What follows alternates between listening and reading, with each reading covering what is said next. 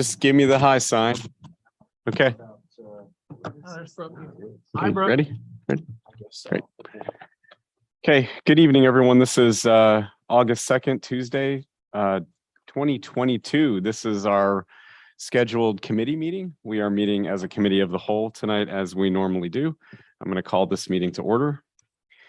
Before we get started, just like to publicly announce that the board met in executive session on Tuesday, July 12th, to conduct the superintendent annual evaluation process as required by Pennsylvania law.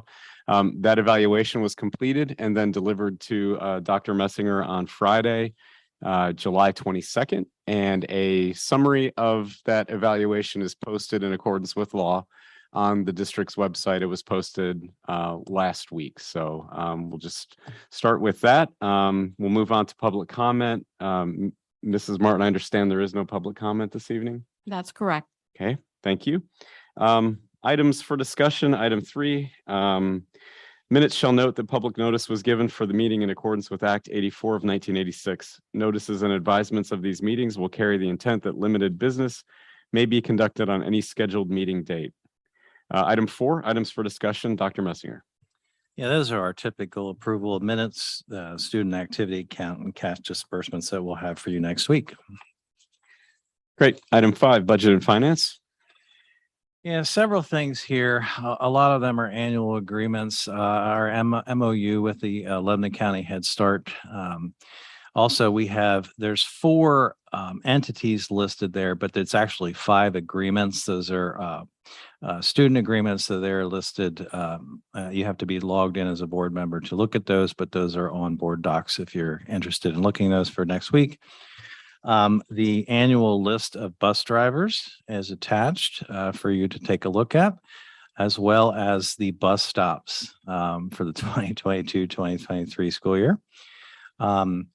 I talked a little bit about this in a couple of different emails, actually, and we were looking at a social worker agreement, and then some things happened, and we wanted to expand that. We had an opportunity to do that. I'm really excited to see how this goes with the social worker. We've already started thinking about a lot of ways to use them, right, Kelly? Yeah. And so we expanded that, as I talked about, to 180 days. 180? Yeah, 180 days. 185, yeah. And we're going to give that a shot this year, and I think there's definitely some need for that. So that'll be helpful for us. And that's all for number 5. And I should have offered prior to that, does anyone have any questions for Dr. Messinger under items 4 or 5? Just kind of curiosity, the bus stops, and this isn't about this one, but do we have a sense for whether the new elementary school will reduce any stops? I was thinking about it, that at least in the immediate vicinity of the school, we might reduce some bus stops next year. Do you think that'll be the case? I think any that we reduce we will pick up. For like Jonestown, that we have walkers, they will now need to be bused. That's right. So it's going to be a pretty Could be a net increase. swap there. Yeah. Okay. Great. Thank you. Okay. Any questions? Hearing none. We have for 6. Oh, buildings and grounds. No items. No items for 6. Item 7, extracurricular. Oh yeah, the annual FFA trip, the convention, and the Legislative Leadership Conference, and also the state convention, June 13th through 15th. I believe Stacy went to that this year in State College. As far as 7.2, we have our co-curricular positions for the high school and middle school to approve. Our fall coaching staff is pretty well determined at this point. There might be a few volunteers that pop up between here and the beginning of the seasons, but that list is attached for you. And I've been talking to you a little bit about Blue Mountain Christian School, who approached us about an MOU for their students to participate really in extracurriculars, but athletics in particular, band is another one. Things that they do not have. I think you'll see similar MOUs with other private schools in the area. I know New Covenant has one as well with Anvil Cleona. But Blue Mountain is within our borders, so we put together that MOU for them. And that's all for item number 7. Okay, any questions on extracurricular items? Okay, hearing none. 8, curriculum.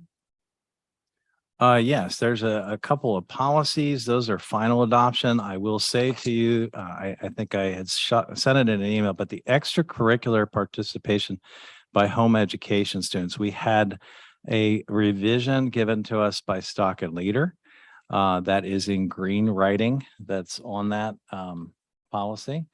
And so that is a change from the tentative to the final. To make sure you take a look at that carefully. Also, our state comprehensive plan that we need to turn in, and I've talked about this plan. It is not my favorite document in the world. And part of that is because the state forces you to input information into open-ended questions and/or boxes, and then it generates a report that I don't even like the way it lines up in the report, to be honest. It's not user-friendly. When you talk about goals, I can align it a little bit, but I can't even align it 100% to our long-range plan because you're only allowed to pick 2 to 5 goals. I think if I remember correctly, but you're not allowed to pick. We have more goals than what the state allows you to do in the comprehensive plan. So I'm going to say that while I did put some things that do align, and I did give us some very specific targets because they asked for that. For instance, 10% growth on PSSA scores is one example.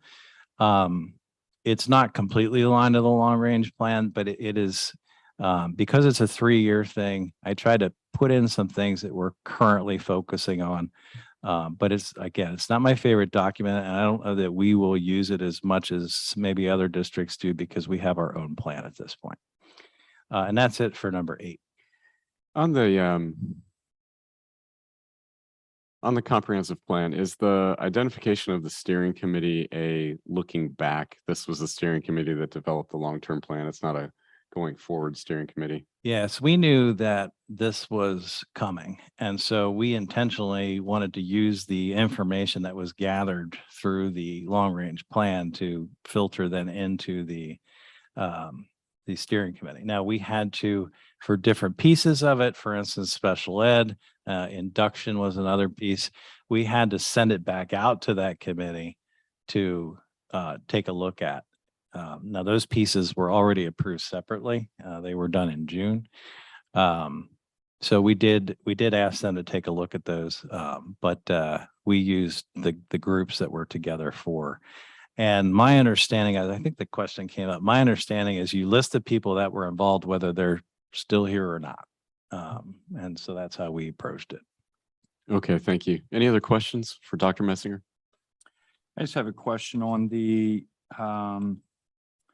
it is the extracurricular for charter schools. What is the legal requirement in terms of what we must do there? Because I think there's been some conversation about that. Just want to understand Sure. what we must do versus what we should consider doing. Extracurricular, unless the charter school offers it, we need to offer, but not co-curricular types of things. For instance, FFA, you need to be in an ag class in order to participate in FFA. Well, they wouldn't be allowed to do that unless there was some sort of agreement, which we don't currently have any agreements like that. Mm-hmm. We are allowed to, and I know that when we're aware of them, Leanne tries to figure out an amount, a percentage that we can then bill the charter school. It doesn't come out to much, but it gives us great joy to at least try to get money out of them. Brooke, is there anything there that you'd like to add or I'm missing? No, I don't think so. I mean, what is in your policy follows just what the law requires. You didn't extend anything further to them, Gary, unless you made a revision that I don't know about. No. It squarely aligns with what PSBA and Stock and Leader recommend. Yeah, and I do think, reading through, I do think it's important that there is some Yeah, I mean, there's a cost to us to run those programs. Yep. And obviously we're not getting those tax dollars, or they're shifting, so to speak, or even more than shifting.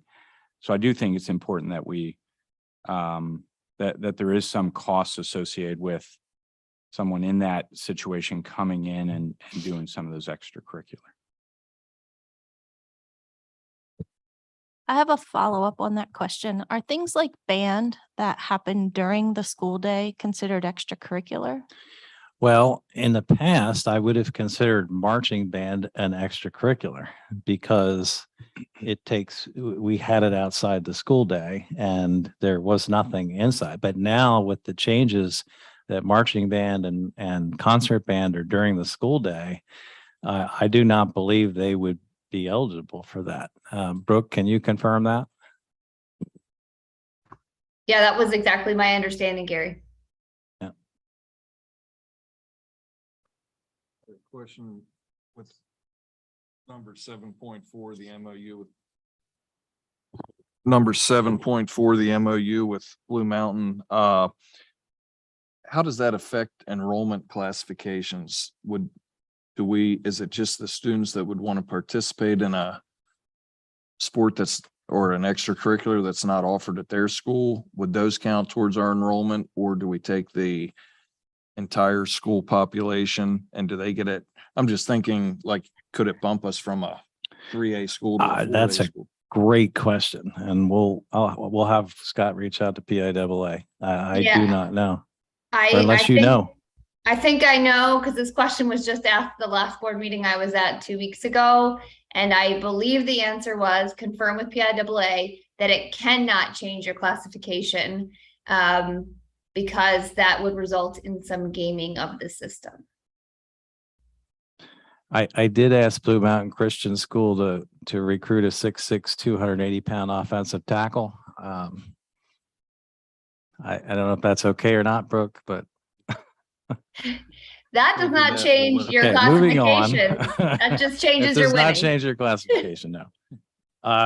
Do you know what, you don't have, well, you can't probably tell us what district. We'll have Scott try to get some correspondence to confirm, but it sounds like that's the case, so. Yeah, PIAA should tell you, it was a public meeting at West Shore and we did an MOU with a local Christian school, I believe, for basketball. And this question was asked by another sports interested board member. And I believe the text coming from the person who supervises that at West Shore said exactly what I said, and it was announced out loud. So you could probably connect with Tammy at West Shore, and her position is escaping me, but she sits just underneath the cabinet level position, and she would know. She's also very, very involved in athletics on the private and the public side. So if you need a confirmation.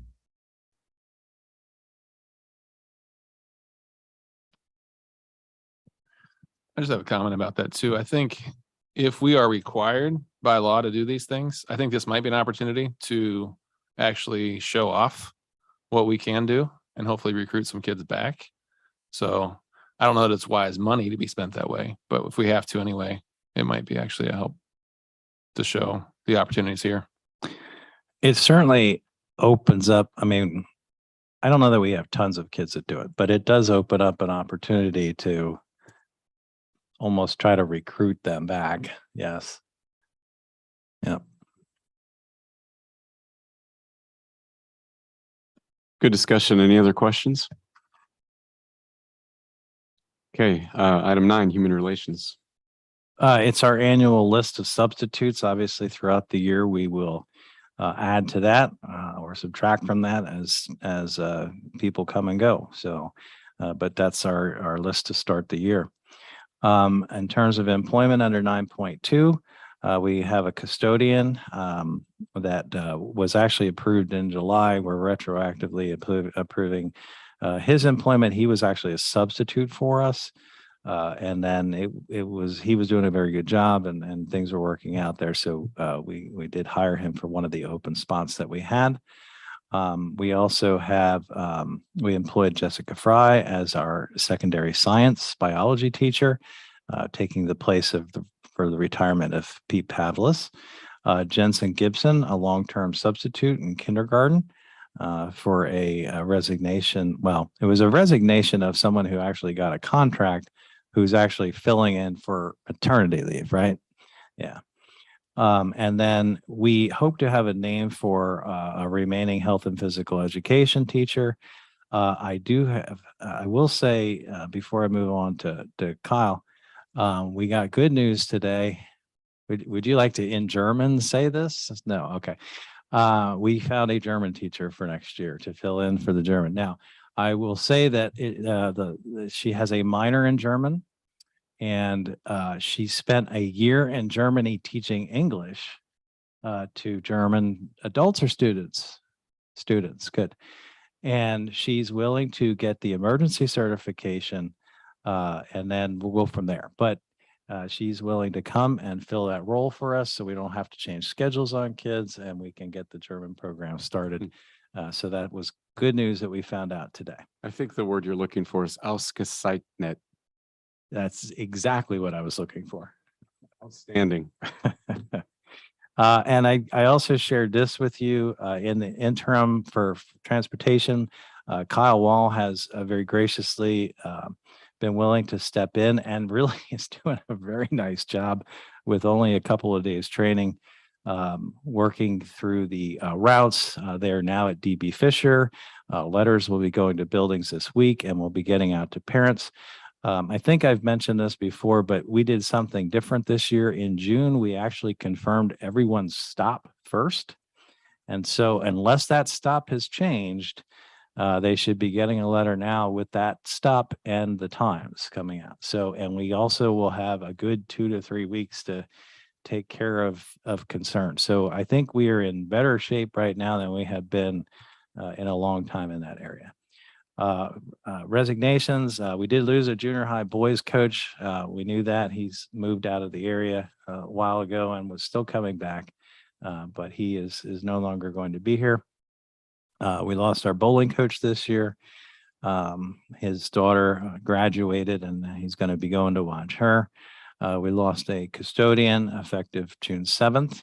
We lost that long-term kindergarten teacher I talked about earlier who got a contract. Ms. Fellows is our supervisor of transportation.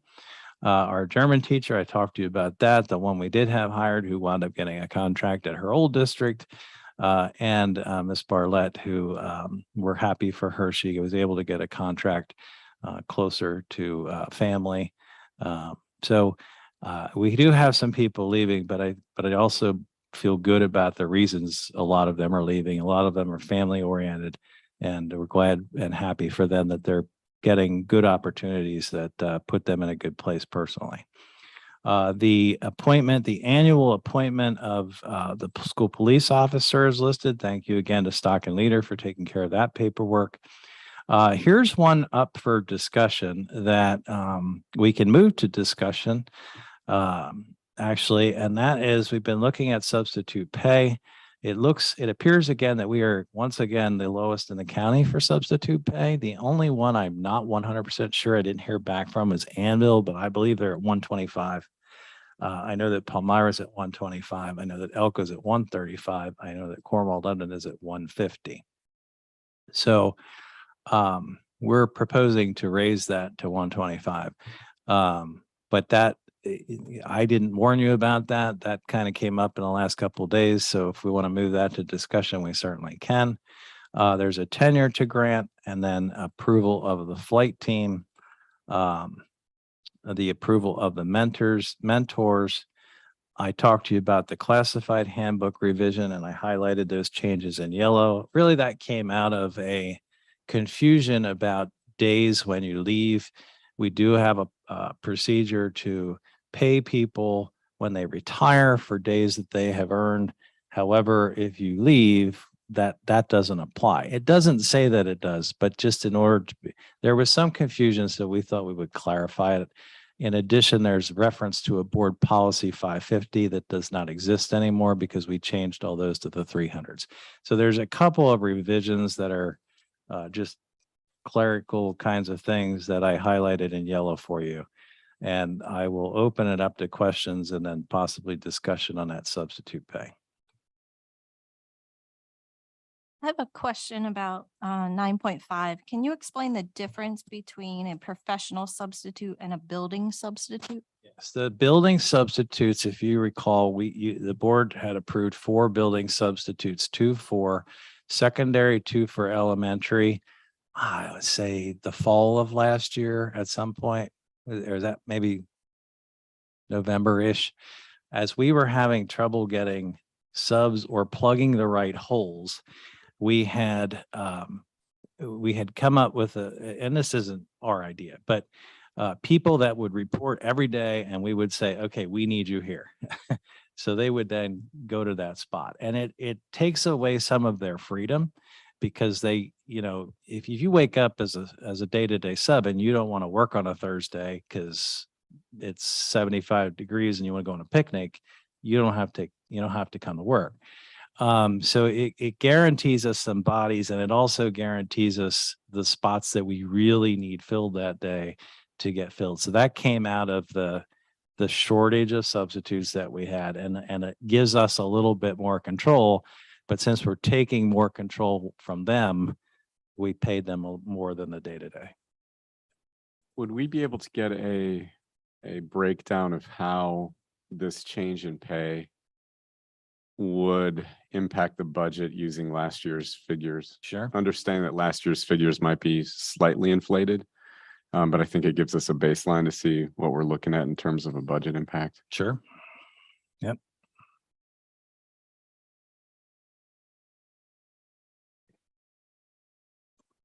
Yep, I'll have that ready for next week. Any other questions? Any desire to move that item to, did you have something? Yeah, Dr. I have Bucks? one additional. Do we anticipate that the substitute shortage will continue and be as bad? Forever. Okay. I thought, but I was hopeful. There that was maybe- just an article, I think today in Penn Live. It was today, and it was in Penn Live, or at least I saw it today. Maybe it came in yesterday, about the number of teachers that are getting into the profession compared to 10 years ago. And then it's a third of what it was 10 years ago. And what's going to happen is people that are certified that want jobs are going to start getting jobs. And maybe in the past, they weren't the top, but now they are, because there's not a lot of competition, and particularly in some areas. Science was one that we had trouble. Foreign language is one that we had trouble. So yeah, I anticipate until those numbers go back up, if they ever go back up, I anticipate that they will be a problem. Let's go ahead and tentatively move that to discussion for next week.